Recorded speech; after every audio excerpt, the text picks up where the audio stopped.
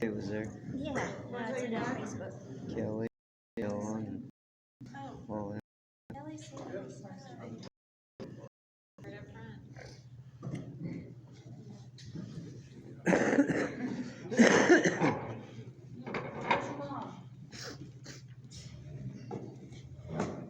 She a back row sitter. She'll try to direct my leg.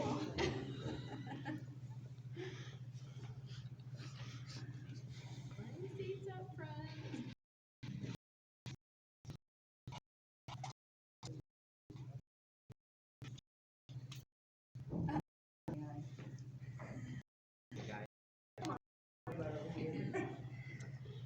All right, thank you all for coming. We have 2 graduations today, and it's always great to have those who are supporting our graduates here and who have supported them all along in their journey.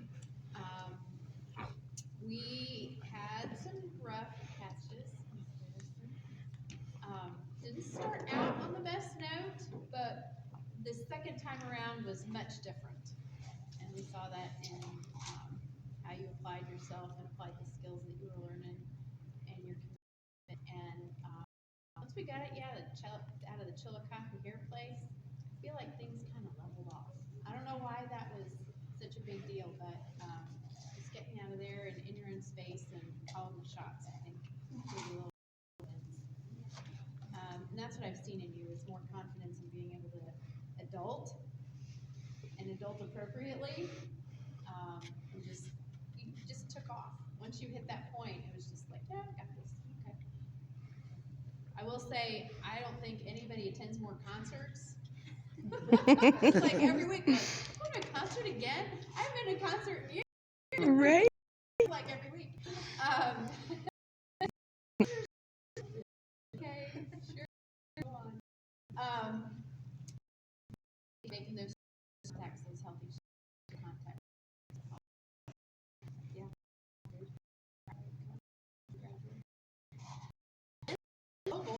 Conversations we would have. And yeah, we had it cut a while. Conversations there.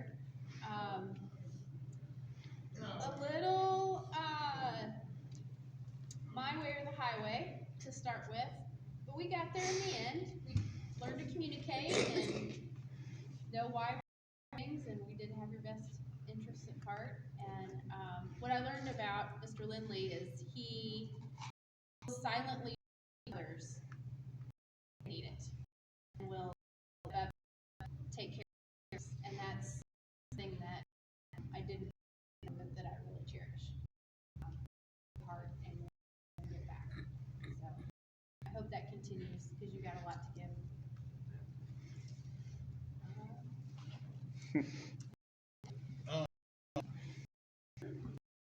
Two different here. People in treatment, those that want it don't, right? But it doesn't have to be voluntary. Fortunately, Mr. Lindley didn't want no, not. I do a program, and as a counselor, you don't want to like guess at how people are going to do or not. You just let them succeed or not, you know. And I had a lot of questions. We had a lot of zany conversations prior to on a lot of core issues about others. And the judge is right though about the helping others, because in MRT we have all these hours of helping others, and when I talk to Erik, like, okay, it's gonna be easy. Helps a lot of others, and you never know what's going to come out of his mind. Sometimes it's a fun, sometimes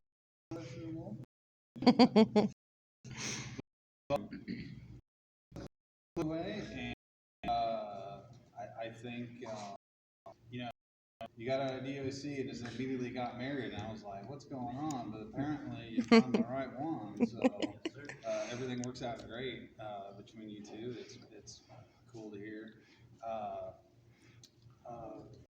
Never know if you make it, if you ever made it. So congrats.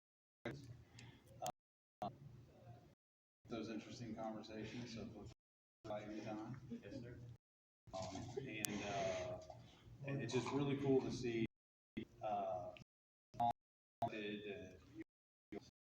Congratulations. Here you go. You can take buddy. Either or. All right.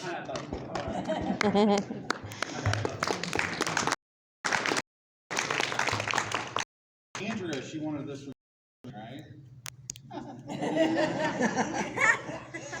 I wanted to be clean, not necessarily knew what it took, but always open to learn. And I always say, what's rule number one of treatment court? Don't freak out. Well, they follow that rule, and she freaked out a few times.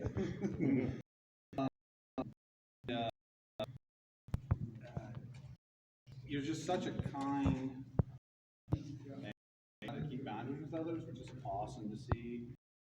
Anytime you walked into treatment, there was a smile on your face, and it was infectious, and other people would smile too. And it's always good to see you there. You made so much progress, you know, in front of every behavior face on that one. You also entered a really positive relationship, very beneficial, really cool to see. But I'll just say congratulations. Thank you.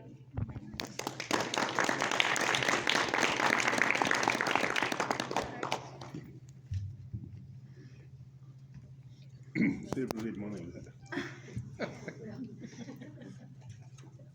I'm not stand up in front of people.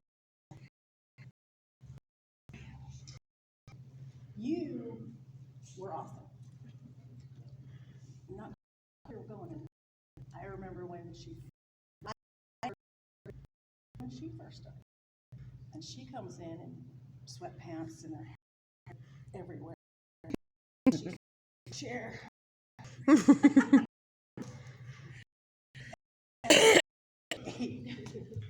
But look what we got. I mean, every step. I just had to do that. Okay. And then she would do that. And it would work. I can do that. Okay. And then she but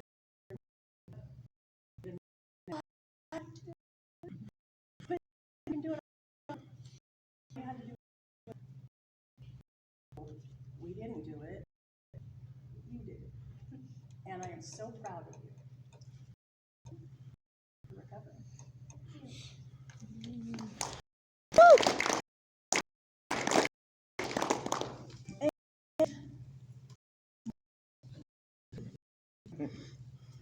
I remember the time when I was not going to be up for this job. And you kept going like, no, I'm not going to do that. No, I'm not going to do that. So finally, I think I remember asking you, are you going to be a pain in our backside? And you said, yeah. And I said, check it. And we both, and I can't thank you. I will remember you guys. And I feel lucky in how to. So I welcome you anytime you want, and welcome to recovery, my good man. I'm proud of you.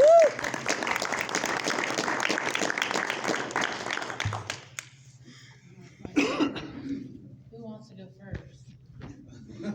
You still haven't gone. So, Erik is the example of treatment under protest. Just like you said, I'm not doing it, but he'd do it anyways. Then the next week, I'm not doing that, and he would do it anyways, right? Didn't think you needed this. I don't need your help. I know what I need to do. I just need to work, take care of my house and my family and my dogs, and none of the rest of you people matter. Yet here we are, right? With a little few changes along the way. I don't know when it changed for you, but it did, almost like overnight. It was a change in your attitude and your behavior. I mean, to say things weren't good, we never had any issues, you know. It was always good. It's just, you just weren't really sure that you were gonna do what we needed you to do, or didn't believe you needed the help that you were being offered. And I think at one point there was conversation towards the beginning that's like, I'm not gonna be able to make it through this. Here we are, right? With very little sanctions along the way, if any. I don't think there was any. No, okay, I was pretty sure I was right. Yeah, so, I mean, congratulations for that. Not many out here can say they did that, you know? That's an accomplishment. Even if you did drag your feet, cussing and screaming along the way, you did it, right? We're all, I know, proud of you. Very much so.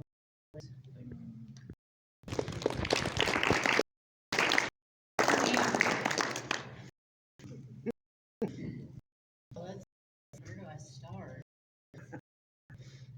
I honestly told you that I was gonna get a phone call that you weren't with us anymore.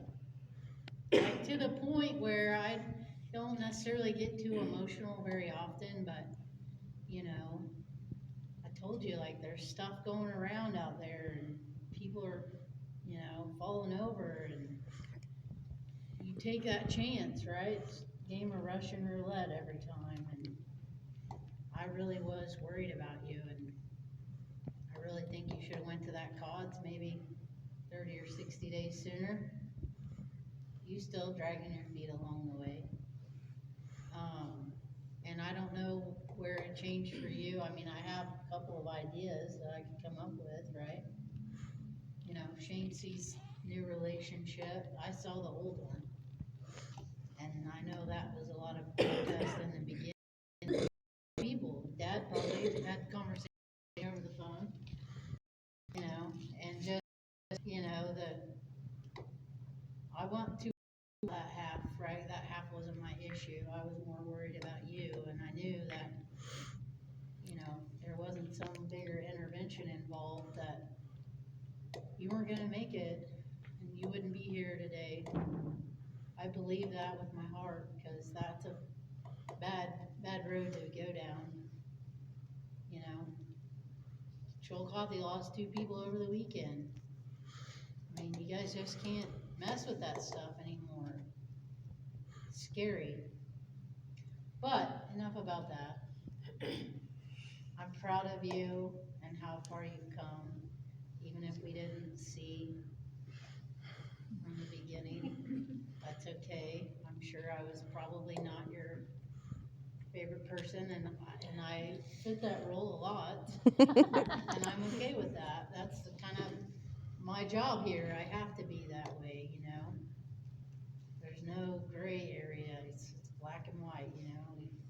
You gotta do this, you gotta do this, you gotta do this, and we can't bend. You know, because when we bend, that's where people go astray. So, as hard as I was on you, it's only because I wanted to see you be successful. And I wanted to see you make it to this day. I got faith in you. You're gonna do good things. I know you are. You already have. Yeah. Right? Yeah. I know your family's probably proud of you. Now you put a face to all the bad words I've probably been called. And that's okay.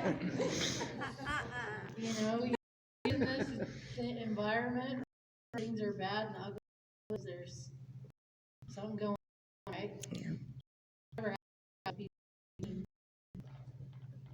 Never happens. It's usually when they're using and you caught them. And they want to be angry about it, you know, and that's usually how we figure these things out, you know.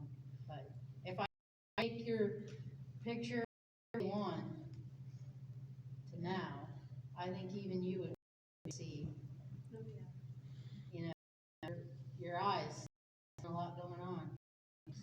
Yeah. Erik, picture when you got there. So, I'm proud of you. I'm glad you made it this far. I hope this is not the end for you. You know, I want you guys to both continue and be a mentor to these other people that are still in the program. We've had a few go on before us that aren't making the best out of it, you know, but all we can do is try, right?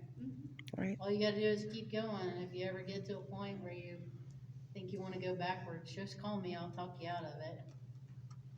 I didn't used to keep my phone on the weekends, you know, but it's on now. So if you guys need anything, I mean it. I got chained too. I called him one morning, 4 o'clock in the morning. It happens. Oh, it was a bad deal. My anxiety was getting to my PTSD had kicked in. I just wasn't feeling good. Everything seemed to be just going the wrong way. And my wife tried to talk me out of it and stuff. That didn't help, so I had to text Shane. It was like 4:12 in the morning, wasn't it, Shane? Anytime, yeah. But Situation. working well. Yeah. I was on, but it was just all bad. And he got back with me. He got back with me about 6:30 or so and talked me down and stuff. It took him a few Texas. But yeah, while in Texas. But he told me I was saying Texas. I mean, they would start and then they would jump to the next one. I mean, pages. Right. So, Well, that's what we're here for.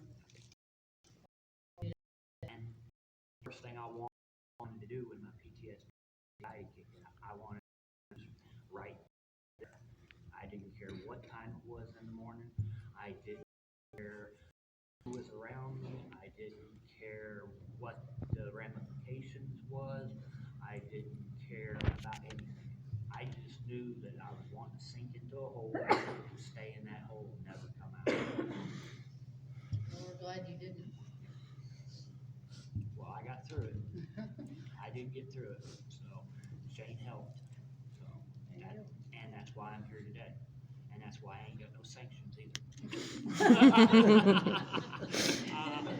What you really mean to say is because I did all the work, you did all the Yeah. work. When somebody graduates, you guys do 99% of the work. So. We're just there to push you along. Sometimes with a cattle prod.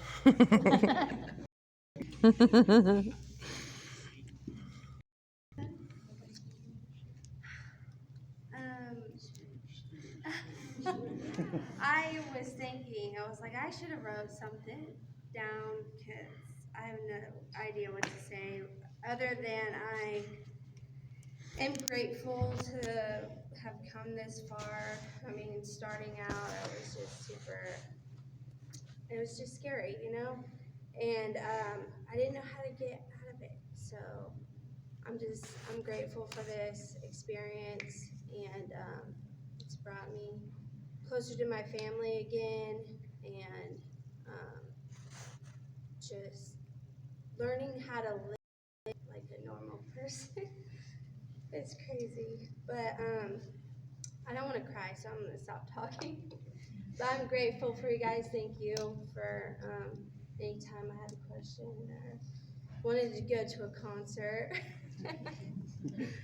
No, so many other things too, though. Thank you very much. That's all I got.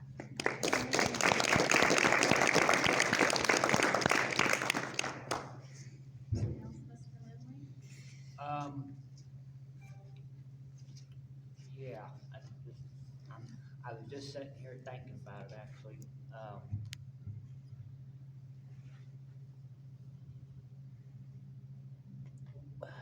It's an old saying, when life gives you lemons, make lemonade. Get what you need, not what you want. Make sure you have your needs taken care of before your wants. And I've experienced that this time around. Through a company that I've been laid off with, they haven't let me come back yet. I've been calling them every 2 weeks. I've been doing everything that I need to do. I've been staying clean and sober, which also helps. But what really helps is whenever I started in recovery, I had to get a job. So I got on at Walsworth. Well, whenever I quit Walsworth, I had saved a bunch of money back. It's always good to have a nest egg too. Because whenever this happened to me, I didn't know what I was going to do. I put in applications at several places. The spots were already filled that had already told me whenever I got hired with this other company, and I should have went probably with them first. And it was a good thing I had that nest egg. And I've still got half the nest egg. I've been doing what I need and not the things that I want, like going out and just buying stupid things like drugs or alcohol or anything like that. I've been working on my truck to get it better. I've been doing everything, I've got a license it this week. I've never really had the money to do that before. I've always had to go back to my mom and say, hey, Mom, can I borrow some money? Well, these days, I can go do it on my own. I don't have to ask anybody to borrow money because I know what I need.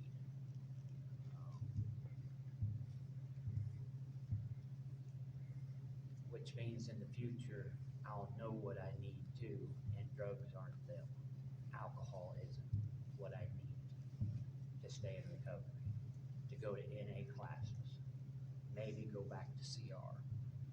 Felicia runs a new one here in Brookfield that I haven't been to yet.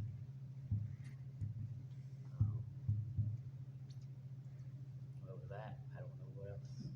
I mean, it sounds like a bunch of rambling on, but I mean, it was just a story to show you, about the things that you need and about the things that you want in life. I mean, you can still want stuff. You can still want that lawnmower. It looks nice, mow your yard better. But is really what you need? Does your old lawnmower look good still? Does it still run good? Does it still mow the yard? Is it level? Well, maybe new lawnmower is not what you need. So, with all that, I've had.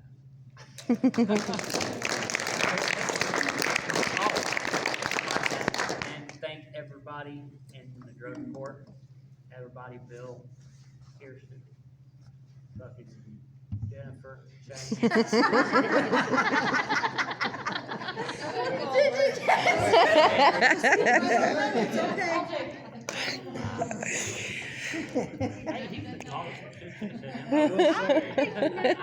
I will say a couple things that when y'all were talking, I remember is you can't ever say that you can't keep a schedule book because Mr. Lindley, schedule book was a legal pad. It was just a sheet of paper, and he just write stuff down on it. He cross things out, and he never missed appointments.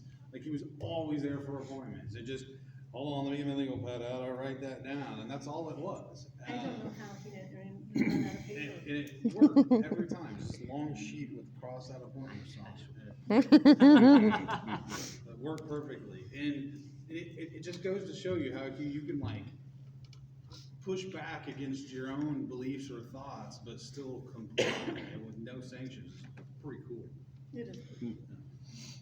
It doesn't happen a lot, so congratulations on that one. Open it up to the crowd. Anyone want to say anything?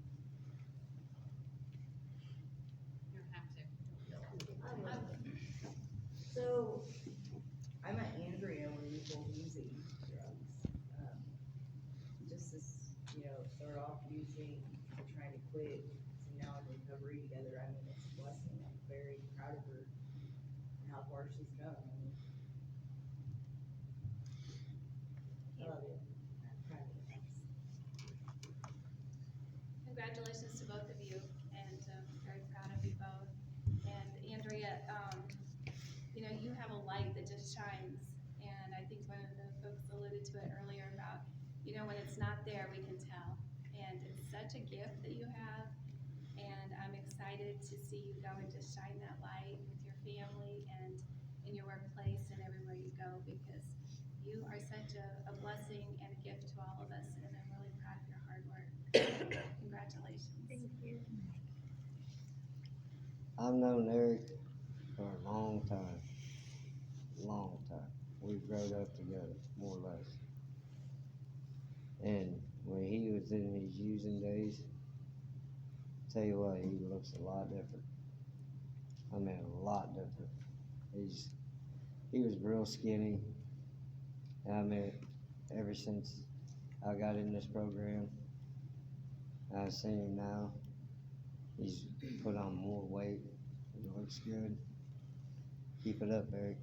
I'm proud of you, man. I've lost weight too.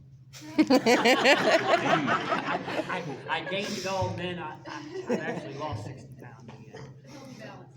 Yes. Yeah, so it's a flux.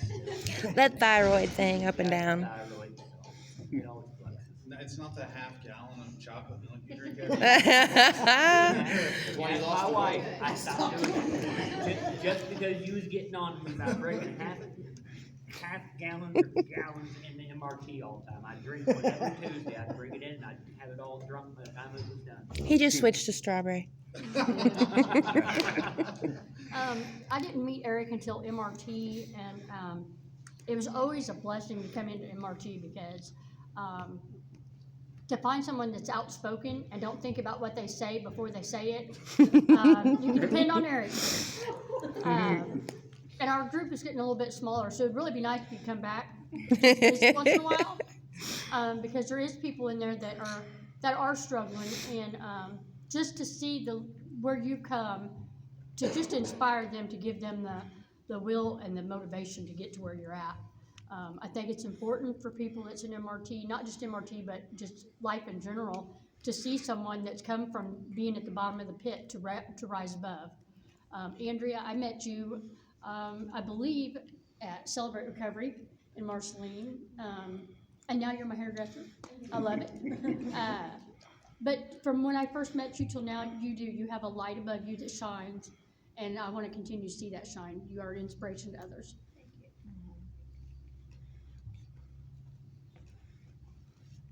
Dad's not raising his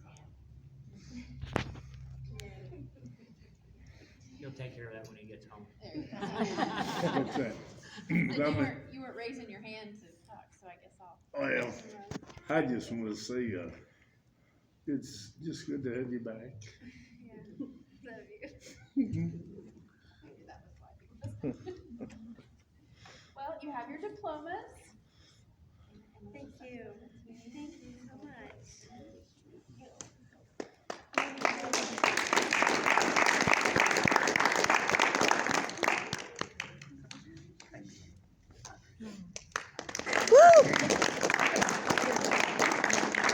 You can take pictures or hang out, whatever you like to do. You want pictures? No? Okay. Your wife may have. She's been filming